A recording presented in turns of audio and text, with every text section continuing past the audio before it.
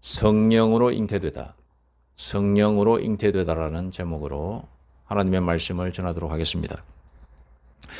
오늘 본문의 말씀은 천사 가브리엘과 갈릴리 나사렛 땅에 사는 다윗의 자손 요셉이라고 하는 청년과 약혼한 한 처녀 마리아와의 대화가 되겠습니다. 무슨 대화입니까? 가브리엘 천사와 이 마리아와 어떤 대화가 오가고 있습니까? 그러니까 성령 임신, 성령 잉태에 대한 그런 대화를 하고 있는 것입니다. 언뜻 보기에 상당히 짧습니다. 용건만 간단히 한 대화라고 할 수 있습니다. 가브리엘은 가브리엘이 하나님께로부터 받은 말씀을 전하고 마리아는 의문점 한 두 가지만 얘기하고 딱 끝냅니다. 그러고 천사 가브리엘은 떠나가지요. 그러나 오늘 말씀에 나오듯이 인간 마리아의 입장에서 보면 어처구니 없는 그런 상황이다라고 할 수가 있습니다. 아니 일방적인 명령입니다. 그러면 그런 줄 알라 이런 표현 아니겠습니까? 가브리엘이 와서 너 성령의 잉태를 얻어서 아이를 낳을 것이다. 이름을 예수로 해라. 저 처녀인데 어떻게 저는 남자도 알지 못하는데 어떻게 합니까? 그랬더니 그 말에 대한 대답은 안 하고 하나님의 뜻이니까 그런 줄 알아라. 이렇게 간단히 이렇게 말을 하고 그래서 그거 알겠습니다. 뭐 주의 말씀이니 순종하겠습니다. 이 정도로 얘기하고 또 마리아도 더 이상 말을 안 해요. 그러고 감사합니다. 이라고 이제 천사는 잘 있어라라고 떠나는 거죠. 그래서 살짝 당황스러운 상황입니다. 아무것도 모르는 초신자나 비신자가 성경을 읽으면서 반감 같은 것이 이렇게 와닿는다고 합니다. 그게 뭐냐? 그것은 성경을 읽으면서 성경이 어떻게 보이느냐? 매우 가부장적이고 일방통행적인 기록이라는 거죠. 그저 인간은 하나님의 도구, 물건에 지나지 않는 것 같은 느낌을 받는다고 합니다. 그러니까 이 초신자나 아니면 이 비신자들이 느끼기에 성경을 읽으면 하나님은 꼭 사람을 이용하는 그런 존재로 보인다는 거죠. 하나님이 하시고자 하는 일이 있다면 세상 사람들의 희생은 아무것도 아니다. 이렇게 느낀다고요. 그도 그럴 것이 여러 상황이 성경의 구절들을 보면서 뭐 사건 사고들 많이 나오지 않습니까? 이야기들이 많이 나오는데 그 속에서 보니까 진짜로 하나님은 일방통행적인 그런 상황들 많이 있습니다. 그리고 선지자라고 하는 사람들을 통하여서 이렇게 될 거다. 너는 가서 전해라. 이렇게 말씀하시거든요. 언뜻 보기에는 그렇게 느껴지는 것도 당연한 사실입니다. 그러나 성경은 우리의 영혼과 육신의 구원과 생명을 얻기에 충분한 그런 기록이다라고 종교개혁자 짱 칼뱅이, 우리가 흔히 말하는 존 칼빈이라고 그러는데 이건 원래 자기 이름이 아닙니다. 이건 영어식 발음이고 자기 이름은 짱 칼뱅이라고 그래요. 칼뱅이 그렇게 얘기를 했습니다. 충분한 하나님의 말씀이 이 성경이라고 하는 성경 66권에 다 스며들어 있다. 이렇게 고백하고 있습니다. 그래서 이제 오늘 본문의 말씀 속에서도 우리 그리스도인들은 하나님의 뜻과 그리스도인의 영적 세계를 발견하게 되는 것입니다. 그러면 오늘 대림절 두 번째 주일을 맞이하여서 마리아에게 성령으로 잉태된 사건을 통하여 오늘 가브리엘 천사와 마리아의 이 대화를 통하여서 우리에게 주시는, 우리 그리스도인들에게 주시는, 오늘 2000년대를 살아가고 있는 우리 그리스도인들에게 주시는 하나님의 영적 교훈은 무엇인지 이 시간 알아보면서 은혜를 받기를 소원합니다. 첫째, 하나님은 우리를 사랑하신다라고 하는 것입니다. 오늘 가브리엘이 이 마리아에게 성령 잉태 사건을 선포하고 있습니다. 왜? Why? 왜? 우리를 원죄에서 구원하시기 위한 계획을 선포하고 계신 것입니다. 왜 원죄에서 구원하시기를 원하시는가? 그것은 하나님께서 우리를 사랑하시기 때문에 해결할 수 없는 그 원죄에서 허덕이며 죽을 수밖에 없는 죄인인 우리를 구원하시기 위한 그 원대한 계획을 선포하고 계신 것입니다. 마리아 입장에서는 이해할 수 없고 용납할 수 없는 그런 상황입니다만 하나님께서 너를 통하여서 너를 선택하였다. 왜? 모든 사람의 죄를 구원하시기 위한 통로로서 너를 선택했다. 이렇게 이야기를 하고 있는 것입니다. 그 통로의 시작은 무엇인가? 하나님의 사랑이라는 거죠. 하나님은 모든 사람을 사랑하십니다. 나와 여러분을 사랑하십니다. 그리고 죄인들을 사랑하십니다. 그래서 그 죄를 해결해 주시기 위한 계획으로서 자신의 아들을 이 땅에 보내시는 계획을 세우시고 성령 잉태라고 하는 역사를 일으키시는 것입니다.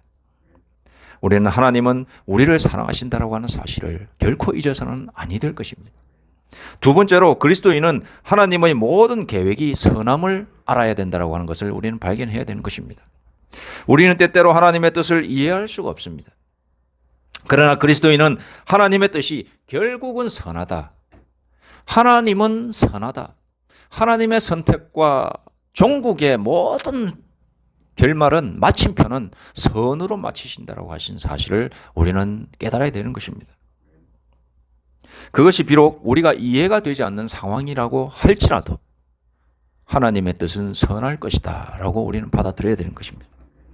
때때로 우리의 죽음으로 끝나는 일이라고 하더라도 우리 인생이 결국에 망하는 일이라 할지라도 하나님의 뜻은 선하다라고 우리는 고백해야 되는 겁니다. 절대자 하나님은 완전한 선이시기 때문에 그렇습니다. 우리가 하나님은 선이 아닐 수도 있다라고 하는 생각을 언뜻 가질 수가 있는데 그건 마귀가 주는 생각입니다. 하나님은 이 세상을 향하여서 항상 선으로 베풀기를 원하시는 하나님이십니다. 절대자 하나님이 선이신데 유한한 우리 인생의 생각에 이해가 되지 않는다고 하나님의 선택이 선이다 악이다 판단할 수가 없는 것입니다. 우리는 결국 하나님은 선하시다라고 하는 것을 인정해야 합니다. 그런데 우리가 우리 인생들의 생각에서 어떤 사건 사고들이 일어납니다. 이해할 수 없는 사건. 내 주변에 특히 사랑하는 사람이 비참하게 죽었을 때 하늘을 바라보며 하나님은 없는 것 같다라고 이렇게 외치기도 하고 아니 하나님은 없다라고 소리칩니다. 2차 세계대전, 1차 세계대전, 2차 세계대전이 유럽에서 발발했을 때에 그리고 전 세계를 덮쳤을 때에 많은 신자들이 하나님은 죽었다라고 했어요. 그 많은 학살과 지금도 우크라이나 러시아가 전쟁하고 있는데 학살이 어느 곳곳에서 일어났다고 합니다. 그런 한가운데 있었던 사람들의 입의 고백이 뭐냐? 하나님은 죽었다라고 말하는 사람이 상당히 많이 있었다라고 하는 겁니다. 그 한 예로 2차 세계대전 때 유태인으로서 이제 학살 수용소에 갇혔었던 사람들 중에서 한 사람은 이렇게 이야기하는 거예요. 우리가 이런 처지가 된 것.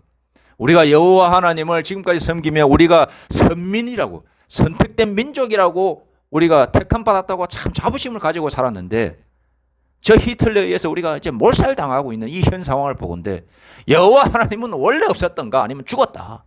살아계셨다가 죽었다. 영향력이 없다. 이 세상을 향하여 영향이 없다. 자기를 믿는 선민을 향하여 이토록 비참한 최후를 맞이하게 하는데 어떻게 하나님이 살아계시냐. 이렇게 이야기하면서 하나님을 욕하고 또 아니다 라고 이렇게 이야기하는 사람을 향하여 비판하고 그랬던 한 사람이 있었습니다. 그러나 같은 그 학살 수용소 안에 있으면서 눈을 지그시 감으며 아니다. 우리의 상황과 처지가 설령 이렇다 할지라도 이해할 수 없다 할지라도 우리가 오늘 죽을지 내일 죽을지 모르는 이 상황 속에일지라도 우리의 뼈가 녹아져서 없어질지라도 우리가 가스실에서 죽든지 아니면은 어떻게 죽든지 총에 맞아 죽든지 이런 상황일지라도 우리 여호와 하나님은 살아계신다. 이렇게 된 것은 우리의 죄 때문이다. 이렇게 고백한 사람이 있었다라고 하는 겁니다. 여러분 어떤 상황과 사건 속에서도 우리는 하나님의 뜻은 선하다라고 하는 것을 인정할 수 있겠습니까? 이사야 55장 8절에 보니 이는 내 생각이 너희의 생각과 다르며 내 길은 너희의 길과 다름이니라. 여호와의 말씀이니라. 이는 하늘이 땅보다 높음같이 내 길은 너희의 길보다 높으며 내 생각은 너희의 생각보다 높음이니라. 아멘. 이렇게 기록되어 있습니다. 이사야 선지자가 하나님께 받은 말씀이죠. 이사야 선지자도 아마 하나님께 의문을 가졌을 것입니다. 우리 하나님의 선민, 하나님의 택함 받은 민족이 이토록 고통받는 이유가 무엇입니까? 라고 하는 그런 의문을 가지고 있었을 거예요. 그 속에서 하나님께서 이야기해 주시는 겁니다. 나는 너희와 다르다. 나는 인생이 아니다. 나는 유한한 존재가 아니다. 나를 믿고 끝까지 바라보아라. 라고 이야기하면서 그런 자에게 구원이 있다. 마침내 구원이 있다라고 이렇게 선포해 주고 계신 것입니다. 그러므로 우리가 이해가 되지 않는 상황이라 할지라도 우리 하나님의 그 선하신 뜻을 인정하면서 깊은 신앙인, 이것을 인정하는 깊은 신앙인이 되기를 소망합니다. 오늘날 살아가면서 많은 젊은이들이 지금 80% 가까이의 우리 현재 2030 세대가 교회를 안 나간다고 그래요. 그러니까 쉽게 말씀드려서 교회가 아니라 이 종교심이 없다는 거죠. 종교심. 그 중에서도 교회에 나온 사람도 더 적죠. 그러니까 쉽게 말해서 한 80%, 20%만 종교 생활을 하고 80%의 사람들은 무교예요, 무교. 그냥 자연인 상태로 사는 거예요. 그럼 뭐에 영향을 받지요? 그냥 세속적 논리의 영향을 받게 되는 거예요. 그리고 무속적 신앙의 영향을 받게 되겠습니다. 뭐 불교, 천주교 뭐 이런 우리 기독교, 우리 기천부를 3대 종교라고 그러는데 여기에 소속되어 있지 않는 종교들이 종교 속에서도 속하지 않는 사람들은 뭐냐? 자신들은 무교인이라고 얘기하지만 엄밀히 말하면 다 어딘가 영적으로 영향을 받게 돼 있어요. 요즘 제가 그 서면에 한 번씩 갈 때가 있는데 서면 가니까 타로, 뭐 점, 뭐 이런 게 뭐 골목 하나가 전체가 다 그렇더라고. 거기에 젊은 애들이 들락날락 하더라고. 그것만 봐도 뭘 알 수 있느냐? 이 젊은 애들이 영적으로 관심이 없는 게 아니에요. 종교에 관심이 없는 게 아니라 엉뚱한 데 관심이 있는 거예요. 엉뚱한 데. 그러니까 미신에 빠지는 겁니다. 그러니까 프로그램도 보면 무당이 나와서 조언하는 프로그램이 있지요. 무당이 얼마나 대단한가 이런 걸 보여주는 프로그램도 있고 잘 맞추고 또 누가 사기꾼 무당인가 누가 진짜 무당인가를 가리는 그런 프로그램도 있고 그렇더라고요.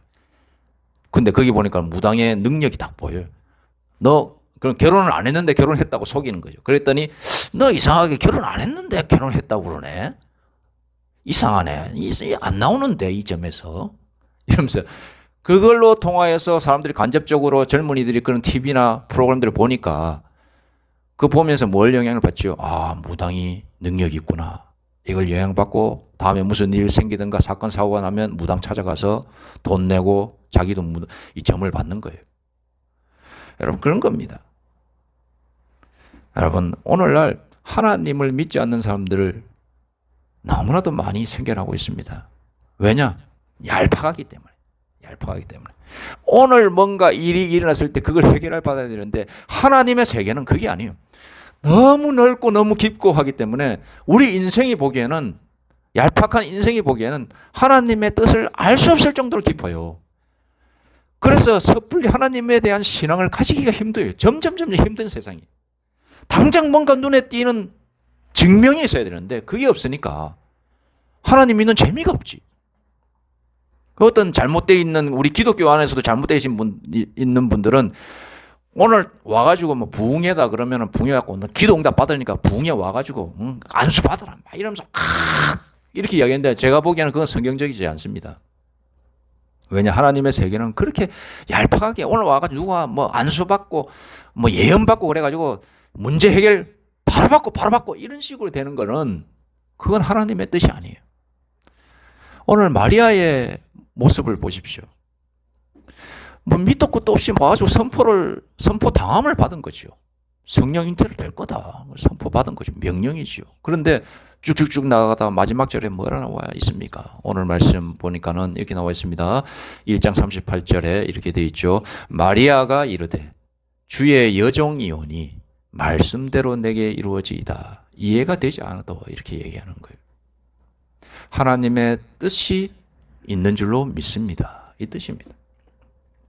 하나님의 뜻이 있는 줄로 믿습니다라고 말을 할 수 있는 신앙인이 교회 안에 얼마나 되겠습니까? 참 안타까운 현실입니다. 세 번째로 하나님은 한 말씀으로 세계를 움직이십니다. 하나님의 말씀은 한마디로 모든 것을 침묵하게 하십니다. 히브리서 11장 3절에 믿음으로 모든 세계가 하나님의 말씀으로 지어진 줄을 우리가 아나니 보이는 것은 나타난 것으로 말미암아 된 것이 아니니라. 모든 보여지는 것 뒤에는 하나님의 음성이 존재한다라고 하는 사실을 우리는 알아야 됩니다. 오늘 성령 잉태라고 하는 마리아에게 선포됐습니다. 사람이 이해할 수 없는 사건이 일어나는 거죠. 그러나 그 뒤에는 하나님의 말씀이 기둥처럼 서 있는 사실을 우리는 깨닫게 되는 것입니다. 마지막으로 네 번째로 마리아와 같은 믿음을 가져야 된다라고 하는 것을 오늘 이 가브리엘과 마리아의 이 말씀을 통하여서 깨달을 수가 있습니다.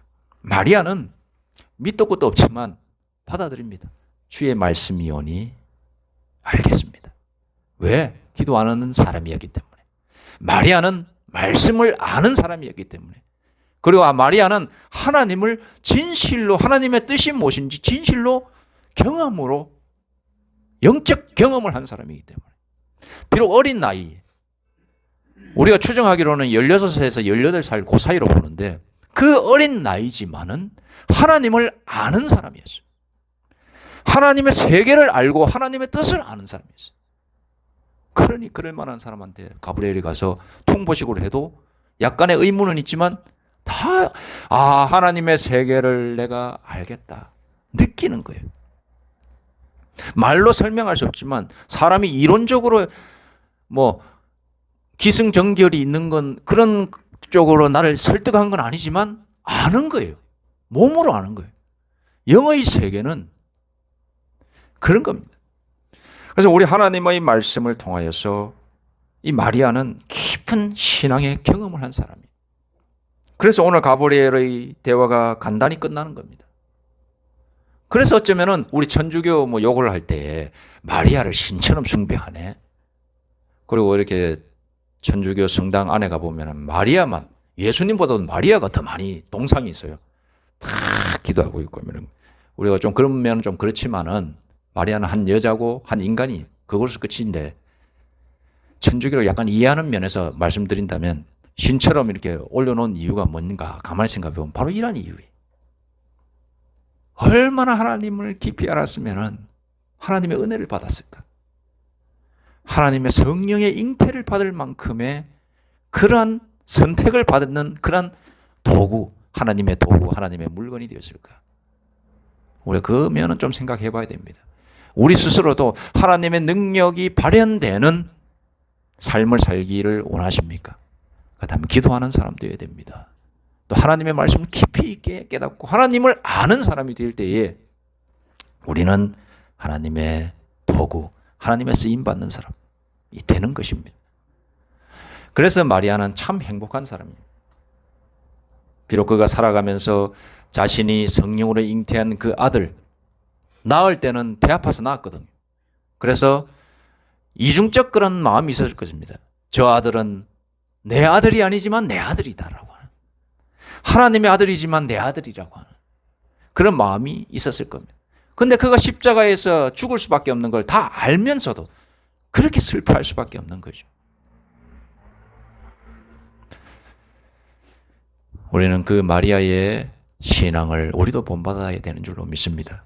이 시간 대림절 두 번째 주일입니다. 우리 주님의 오심을 기다리면서 오늘 이 시간 마리아의 믿음을 우리도 가지길 원합니다라고 고백하고 또 한 주간 또 하나님의 이 깊으신 뜻 아래에서 우리가 하루하루를 살아갈 수 있는 귀한 형제자매들 다 되기를 소망합니다. 기도드리겠습니다.